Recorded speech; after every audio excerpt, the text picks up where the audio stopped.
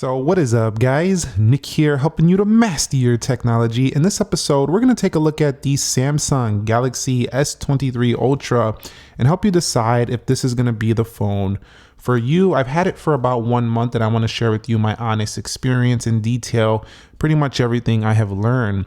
So quickly, I just want to talk about the exclusive color red here. Now, this is not anywhere near like a red you're going to find, on the 14 Plus, for example. It's not a zingy red.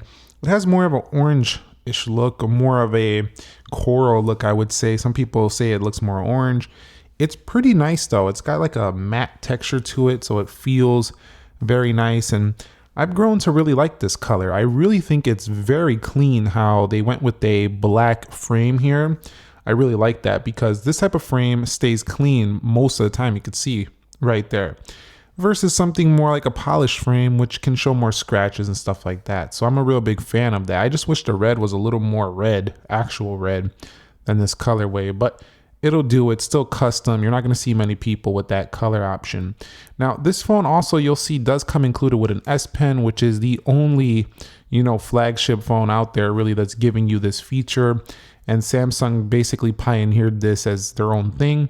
And it's going to be one of the best pen writing experiences on a phone today. Some people say, I don't really need that. I don't even use that. Well, you say that because you don't got it. When you actually got it and you start using it, it's not going to be something you're going to want to give up, honestly, really. And then we have this big display, a 6.8-inch dynamic AMOLED 2X 2K display on here. Gets super bright, has extra brightness modes. I mean, it's fantastic. We'll talk more about the experience with that later. You also do have yourself a 200 megapixel triple camera on the rear. Well, actually quad cameras. We got an extra one right there. So tons of camera options here, 200 megapixels, and then you can go space zoom. I actually got a photo of the moon. I will show that to you later in this video. In addition, you have 12 gigabytes of RAM, a high storage capacity. You can go all the way up to 1 terabyte of storage on this phone. A SIM card slot is still on board here, and the phone does have very fast charging as well as USB-C right there. A 120 hertz panel that does rotate and do more than just stay in a portrait orientation all the time. And Samsung retains its boxy shape, which a lot of people do like because it's unique. It's a little bit different than most other phones out there, but some people dislike the ergonomics of it, the way it feels in the hand. Personally, I think it's split. For me, I like how Samsung did go with a slightly closer to flatter display. There is still some curve action on there. Some people really like it. For me, I want to see a fully flat one again, like the Note 5 was, but some people really like this. And the boxy shape for me, it depends on what I'm doing. Like if I'm doing a lot of media consumption, a lot of note taking, like what this phone is really good at, then I really like this boxy shape. But when it comes to just daily use, I think I like a more curve on the edges for just simple daily use because it just feels better in the hand and stuff like that. But overall, just a very nice package. You're basically getting everything here. Qualcomm Snapdragon 8 Gen 2, high storage, super long zooms up to 100 times. I mean, the list goes on and on. It's everything in the kitchen sink once again. So 1 month later, when it comes to the body and the build, we already kind of talked about its look and feel and stuff like that, but having a 234 gram weight means that this phone actually feels a little bit lighter than some other phones in this size range. So it kind of feels quite impressive. It's got some weight to it that lets you know you got a premium device. But in terms of its actual weight, I found that this phone is still a big boy. So if you want a smaller, lighter phone, this is not for you. But if you want to play with the big boys here, this is going to be it for you. Gorilla Glass Victus 2 on the front and rear. However, these phones, I don't care what they're marketing, they still scratch. So right now I got a screen protector on it. I just don't want to get my $1,200 phone plus scratch. I don't care if it's just fine little scratches. Those bother me too. I get really obsessive about that. Like just a little slit and I'm like, come on, man. I just paid $1,200 for that. I don't want no little slits of scratches nowhere on my phone. So that's something I still do, regardless of the fact that it's scratch resistant. We have an armor aluminum frame, which means that this frame on here should be able to take a beating. If you drop it on a corner of concrete, it should still hold up and be fine. I mean, it's not going to look pretty. You'll probably have a little chip or a little dent if you do that, but At the same time, you should still be having a usable phone. So it can handle the real world every day quite easily. It's one of their most durable designs here with the Galaxy S23 Ultra. Now, I also want to just mention one more thing about the body and the build, and that's going to be that this phone does have IP68 dust and water resistance. So, this is going to be something that you don't have to worry too much about getting it wet either. And basically all around with the Armor Aluminum IP68, just this matte feeling back. It just got this weight to it. It's solid. This just feels like the most solid Samsung phone they make. Now, talking about the display, we already went in depth a lot on this with our full reviews. 1 month later, I can tell you that I've noticed that, in the natural mode, here's the thing I want to say about this. So in the vivid mode, I find it to be more my liking. In the natural mode, it gets really toned down, which I also like for, when you just don't want vivid colors in your face. But I wish there was a little more customization with the display. We do have, let's go over here. They have simplified it, but we do have these RGBs, but I wish there was a few more options in here because this display is freaking awesome and stuff like that. So that's just something I wish was there. But I've enjoyed this eye comfort shield a month later, and specifically the enhanced comfort mode right here that really just changes the colors and makes them, they don't look pretty, don't get me wrong, in enhanced comfort mode, but that's not the point. What they do is they really save your eyes. And when you do have eye comfort shield on and you blast that color temperature, I find this to be one of the easier Android phones to deal with at nighttime. If you are, watching content, you kick back and relax, it's a good one. Now right here, also having different resolutions is quite nice. It does come with full HD out of the box, so you do have to go here and tweak this. But a month later, I still always appreciate having split screen modes, appreciate having the ability to take advantage of this display. This is stuff I actually use. I don't use it all the time, but the fact that it's there, it's peace of mind, and it makes me feel like it's a good value because I'm buying this big display and I want to be able to take advantage of that big display. I also think that this display is awesome for S Pen use because of the shape of it. So having that rectangular shape allows this to be a great experience here with the S Pen. So definitely something that I think is really enjoyable is the shape for using S Pen. So if you are going to be using, S Pen, definitely get this phone. You'll really like it. It's going to be really good. Also, you can take photos with this S Pen as well. This S Pen does have the ability, this can be clutch. If you don't have a tripod on you, as long as you Bluetooth this thing, it can definitely take a photo of you in camera. So keep that in mind. If you are thinking about, creativity with your phone, this can be a really good option. But just overall, when we're discussing display, incredibly bright, can get incredibly dim as well. And it just feels like you just bought the top of the line panel you can buy for a smartphone. So that's pretty much all I have to say about the display. It's not going to be the sharpest display out there. There are some Sony smartphones with higher pixels per inch. They're a little bit narrower. There are some other phones that don't come with full HD default. You'll have to change it.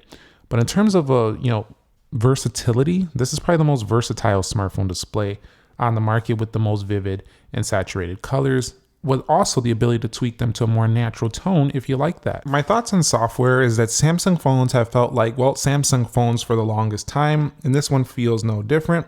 Loaded with features here. And, the value add here is that you get basically what you'll get with a Pixel. You get Android, but you also get Samsung Skin, which arguably makes it better because of all the add-ons that come with it, along with Samsung Knox and security. You also get updates very regularly, and just all the advanced features makes this phone very fun to use. Some people call it a toy. I don't get that. The thing is that, you can use it like a toy if you want to play around with it, customize it all day. But the fact of the matter is some of these features are quite useful. Like the ability to go ahead and use the side key to launch different things, Bixby, power off menus, and just open different specific applications is a pretty good, little feature add-on. In addition to that, you have the ability to have different motions and gestures, like the ability to take a screenshot like that. So these little add-ons, once you get the hang of them, they actually can save a little bit of time from, doing things a little bit more manual, like finding the button combination to take a screenshot. So the software in here for me has always been a value add, especially if you like features on your phone and you don't want something that's basic and doesn't do the things you want it to do. The Samsung phone usually has that option for you. One thing I don't like about the software though is I think that it's kind of a little messy that we have all this Samsung stuff going on, all this Google stuff. It just feels like Samsung's reliant on Google, and I think it would probably be better if it was a full Samsung experience. That's just my take, but it's kind of hard to break out of that Play Store experience, but it just feels like you're operating in two different worlds in the same platform. It's pretty awesome that you have all those features. It just feels like a little more to manage. It takes away from the simplicity factor. So I don't really consider this a super simplistic operating system. I consider it more feature packed for somebody who wants to dig around a little bit more.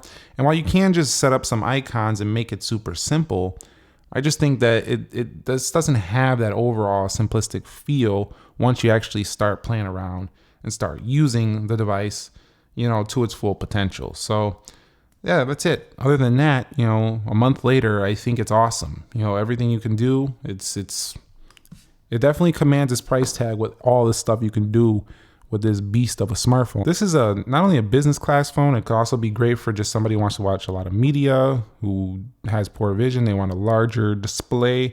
There's so many variables that this phone could work for. So it's a really versatile setup here in software. The best thing about this phone 1 month later has been its performance. Samsung has went to town on this smartphone with the Qualcomm Snapdragon 8 Gen 2. They've heard our complaints about Samsung not being the fastest out there, not having the best animations. Well, they fixed that. They said, we got you. And they finally did. This phone launched out of the box super smooth, super fast, pretty much every area. There is no concern of lag. I don't want to hear that, 1 month later it's going to be different. Try that phone in a year. Okay, we'll be back in a year and I'll show you this phone is still blazing right through everything. So blazing quick in pretty much every single area, including transfer speeds, charging speeds. We have reverse wireless charging. We have super fast animations. You see my speed test. I'm not even done with every speed test I was going to make with this. So you're going to see some more beast. And also, this beast right here does get, software updates regularly as well. We should be getting one soon here. It already turned April. Sometimes they're a few days after the first day of the month, but we'll definitely be getting another update soon. So they nailed it. The performance absolutely nailed here. No issues, no heat management issues, nothing. This thing is a boss. Now, when it comes to the cameras, triple camera setup, I'm not going to go through every single spec and feature, but I will just kind of generally speak about my experience. The actual results of this phone have been pretty amazing. Here's that moonshot I told you I was going to show you. Take a look at this. Yes, we've heard that Samsung is post-processing to make the moon look even better. I don't care what they're doing. This looks amazing. And do you need to take these shots? No, but this one night when you actually see the moon out and you're able to take a photo of that and create a memory, I think is freaking awesome. I took this photo. This is not a stock photo. This was in my backyard. I went outside, I seen the moon, I zoomed in on it. It looked like a half moon from my distance. You could see it's just covered up. It's the full moon, but it is covered up. It was a half moon showing. It's just awesome. I mean, this was probably about the full zoom it could go, but it's incredible the amount of zoom that's capable on here. Not only that, you have a much more usable 10x zoom if you want really good sharpness as well. 3x, 30x, 100x. I mean, the list goes on and on. In addition to that, Samsung gives you a pretty darn good front-facing camera for an Android phone. A lot of Android phones don't have good front-facing cameras. This one does excellent here, and you have different tones. You can use natural or warm depending on what you like. And you have face and filters as well. Has a very good front-facing camera. Also, video modes are topping out at something like 8K 30, UHD 60, and they're all front and center right there in the camera. So you don't have to leave your camera experience to start using this stuff. If I go over to more, we also have Expert RAW. And what's cool about the Samsung phones is you get Expert RAW on all the S23s. You don't have to go to the Ultra to get that. You get Pro Video, Food, Panoramics. I mean, look at this. It goes on and on and on. You also have the versatility to bring this down into here and move it wherever you see fit, if that's something you use a lot. So, I mean, again, bringing that feature set over here to the camera. And take a look at these features. ISO, multifocus. You'll see all this stuff. And the thing about this is that it's super easy to use as well. It doesn't take that much, skill to start using this. So they found a way to make this professional, versatile, and also consumer grade at the same time. It's really awesome. I really do appreciate it. And I'm not gonna go ahead and show a ton of photo samples here. We already did that in the past video, but I'll just show you a couple on screen here. You can just see the ability to zoom in is really, really good. You can see right here. Just really sharp, nice photos, vivid, punchy, sharp. And the thing about Samsung, though, I will say that I don't overly like is that they do a lot of sharpening and post processing. So if you don't like an overly sharpened photo, you might not really like this photo too much or this phone too much. But if you like a punchy, sharp photo that's ready to share right now, Samsung has one of the best cameras on a smartphone today. One of the most important areas people can care about in 2023 is battery life. How long does the phone last? Because I use my phone every day. It's become a part of my life. Listen, the battery goes and goes and goes. That's what it does. And the thing is that Samsung phones haven't always done this. The 5000 milliamp, the Qualcomm Snapdragon 8 Gen 2 for Galaxy, One UI 5.1, combine that all together. The optimizations they've been improving, while it's not perfect, and I think Samsung still has some work to do, especially on standby time, this phone lasts me all day very easily, and then some. You also do charge faster than your competing iPhone 14 Pro Max, so that's also nice that I can top up faster. The 14 Pro Max I feel like is pretty close to this, but overall, in actual usage, this thing is just a tank. It just keeps going and going and going. But if you're using GPS all day, using camera 4K, you're going to kill any phone. You're going to need the charges throughout the day at some point. But a regular use, just here and there camera, here and there GPS, not the whole time, the whole day, then you probably will make it the whole entire day easily on this phone. A couple other things I want to talk about is the in-display fingerprint sensor. It's been flawless. I've almost never missed at all. And the only time I miss is if my finger is literally not in the right location. That's the only time I miss. This thing is flawless when it comes to opening this stuff up. And it does have Bluetooth 5.3 on board for fast connection. Samsung DeX. Somebody asked me to show them a video on that. We're considering doing that soon. But essentially what it does is it connects to the monitor like you see in that photo and will turn your phone wirelessly into a computer. That is clutch if you don't want to buy a whole computer. I do this with my Samsung M8 monitor. It works flawlessly. So it's pretty cool, man. I'm just really excited about that feature. So I'm gonna wrap it up here. We could talk about phone call quality all day. It's also fantastic. It's been good for a while. 5G performance is there. This thing has it all. Is there any real cons to this 1 month later? And honestly, not really. I just think that if you don't like it, at this point, it's like if you don't like Samsung experience, if you don't like a large phone, that's probably the only con. And here's a con. The phone, I don't like how you have to get this phone to get everything Samsung has to offer. I wish they would make a smaller phone like Apple does with the 14 Pro. Make a smaller phone for the people who don't want the large phone to get all the great camera features and all that. I don't like how you have to go to the Ultra to get the Ultra features. We should get like a smaller phone. S23 is great, but it doesn't have everything this has. So definitely that would be nice. Other than that, it's a win. Is it going to be better than what Apple has to launch later this year? We'll have to find out and see. So stay tuned, stay subscribed. We're going to do a full comparison on those later when the Ultra, the 15 Ultra, the 15 Pro Max comes, whatever they're going to call it. So stay tuned. But it's been stellar. Samsung knocked this out of the park, and you can get it earlier this year already. So thumbs up if you enjoyed it. Subscribe if you haven't already. Nick here. Be sure to be well, and peace.